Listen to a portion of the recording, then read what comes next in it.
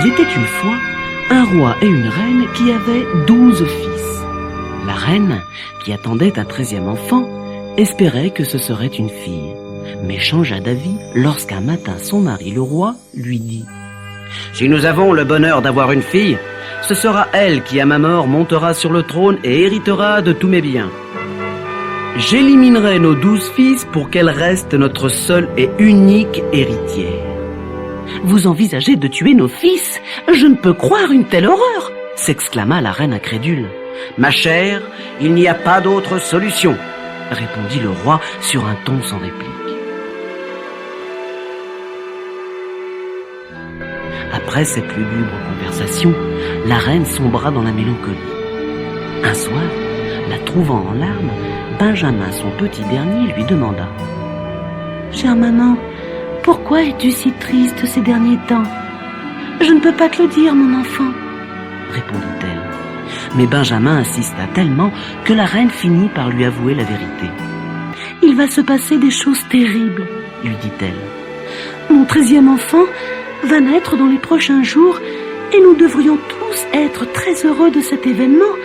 Mais si je donne naissance à une fille, tes frères et toi seraient tous tués par votre père, le roi. Mais pourquoi notre père voudrait-il nous tuer, maman? Demanda Benjamin. Parce qu'il veut que sa fille soit la seule à hériter du royaume, mon fils. Mais écoute-moi bien, Benjamin. Tu vas partir avec tes frères dans la forêt. Cherchez l'arbre le plus haut et installez-vous chacun votre tour sur la plus haute branche pour surveiller le donjon du château. Si je mets au monde un garçon, je ferai hisser un drapeau blanc et vous pourrez revenir. Si c'est une fille, je ferai hisser un drapeau rouge. Dans ce cas, vous devrez vous enfuir très loin d'ici.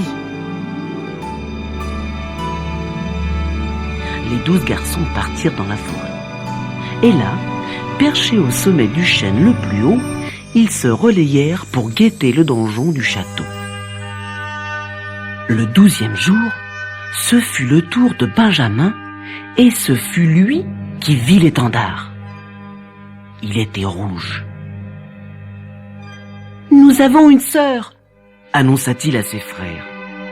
Connaissant le sort que leur père leur réservait, les 12 frères s'enfuirent au plus profond de la forêt et arrivèrent bientôt devant une petite cabane où ils décidèrent de s'installer. Les années passèrent. La fille du roi et de la reine était devenue une belle princesse. Or, un jour, alors qu'elle fouillait dans les armoires, elle trouva 12 chemises d'hommes. « Ces chemises sont trop petites pour papa, » dit-elle à sa mère. « À qui sont-elles » La reine lui répondit en essuyant une larme. « Ma chérie, ce sont les chemises de tes 12 frères. »« Mais où sont-ils, ces 12 frères que je n'ai jamais vus ?» interrogea la princesse. « Je ne savais pas que j'avais 12 frères. »« Dieu seul sait où ils sont, » soupira la reine. « À ta naissance, je leur ai conseillé de s'enfuir le plus loin possible. »« Mais pourquoi ?» demanda la princesse. « Parce que ton père m'avait prévenu que si je mettais au monde une fille, il tuerait tous mes fils. »« Mais c'est affreux, maman.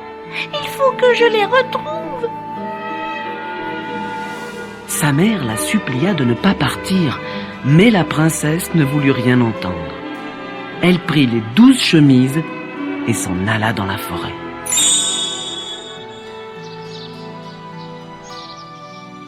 À la tombée de la nuit, épuisée, elle s'arrêta devant une petite cabane où elle entra. Benjamin gardait la maison pendant que ses frères étaient à la chasse. « D'où viens-tu et où vas-tu » demanda-t-il à la jeune fille. « Je suis la fille du roi et je cherche mes 12 frères, » dit la princesse. « J'irai jusqu'au bout du monde pour les retrouver. » Et elle lui montra les 12 chemises. Convaincu qu'il s'agissait vraiment de sa sœur, Benjamin lui dit « Tes frères ne sont pas aussi loin que tu crois. Moi, je m'appelle Benjamin et je suis le plus jeune. Tes 11 autres frères sont à la chasse. » À ces mots, la princesse lui sauta au cou, riant et pleurant de joie en l'embrassant. C'est alors que Benjamin se souvint du pacte qu'il avait conclu avec ses frères.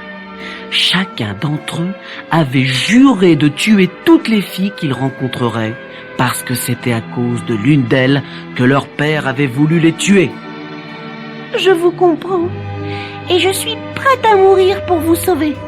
s'écria la princesse. « Cela ne sera pas nécessaire, » rétorqua Benjamin. « Cache-toi derrière ce baril. Quand nos frères rentreront, je trouverai le moyen de les convaincre. » La princesse se cacha derrière le baril en attendant le retour des chasseurs. L'attente ne fut pas longue. À la tombée de la nuit, les 11 frères rentrèrent de la chasse. Benjamin leur avait préparé leur plat favori. Ils avaient tellement faim qu'ils se jetèrent sur leur assiette sans dire un mot. À la fin du repas, le frère aîné demanda à Benjamin: « Alors, quelles sont les nouvelles aujourd'hui ?» « Eh bien, répondit Benjamin, pendant que vous étiez à la chasse, il est arrivé une chose extraordinaire. »« Raconte-nous vite !» s'écrièrent les 11 frères. « D'accord, mais à une condition. Vous devez me promettre que la première fille que vous verrez ne sera pas tuée. »« D'accord, c'est juré !» déclarèrent les 11 frères. Alors, Benjamin se leva et dit: « Mes chers frères, j'ai l'honneur de vous annoncer que notre sœur est ici. » Et il poussa le baril, découvrant la princesse dans sa robe royale. Les frères n'en croyaient pas leurs yeux. Dès qu'ils virent leur sœur si douce et si belle, ils surent que jamais ils ne pourraient la tuer. Pendant les jours qui suivirent, la princesse vécut avec ses frères. Elle restait à la cabane avec Benjamin pendant que les autres partaient chasser. Plusieurs semaines s'écoulèrent ainsi dans la joie et l'allégresse.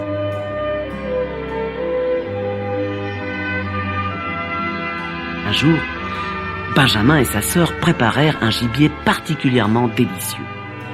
Lorsque les 11 frères rentrèrent de la chasse, ils se mirent tous à table et mangèrent avec grand plaisir.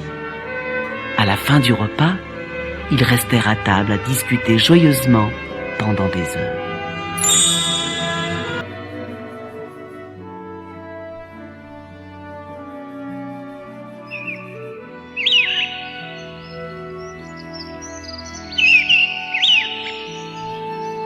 Puis la princesse sortit et alla dans le petit jardin derrière la cabane, où elle avait repéré 12 magnifiques lys qu'elle voulait offrir à ses 12 frères.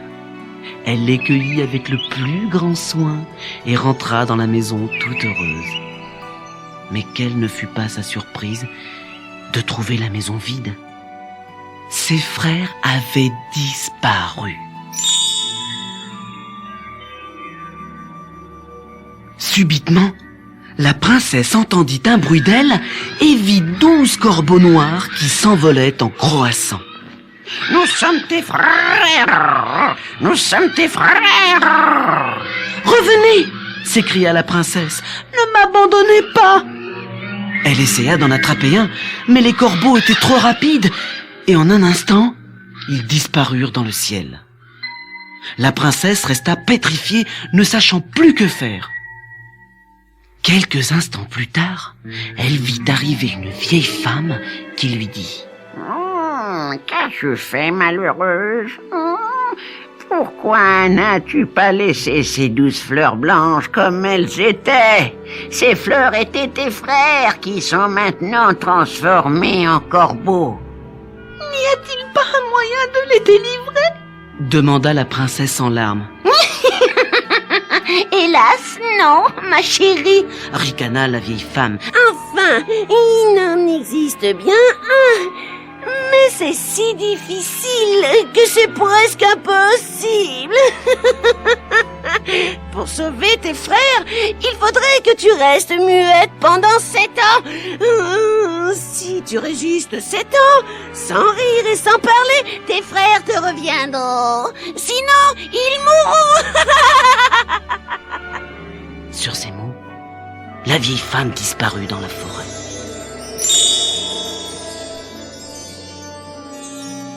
La princesse marcha dans la forêt pendant un moment et, résolue à sauver ses frères, décida de ne plus rire et de ne plus parler pendant 7 ans. Au détour d'un chemin, elle rencontra le jeune roi d'un royaume voisin. Il était amoureux d'elle depuis longtemps et lui faisait une cour assidue. « Acceptes-tu enfin de m'épouser ?» lui demanda-t-il en lui prenant la main. La princesse ne répondit pas, mais acquiesça d'un léger signe de tête. Alors, le jeune roi l'aida à monter sur son cheval et rentra avec elle dans son château, où le mariage fut célébré dans l'allégresse générale. Comme tout le monde croyait la princesse muette, on trouva normal qu'elle ne parlât pas. En revanche, on s'étonna de ne jamais la voir rire.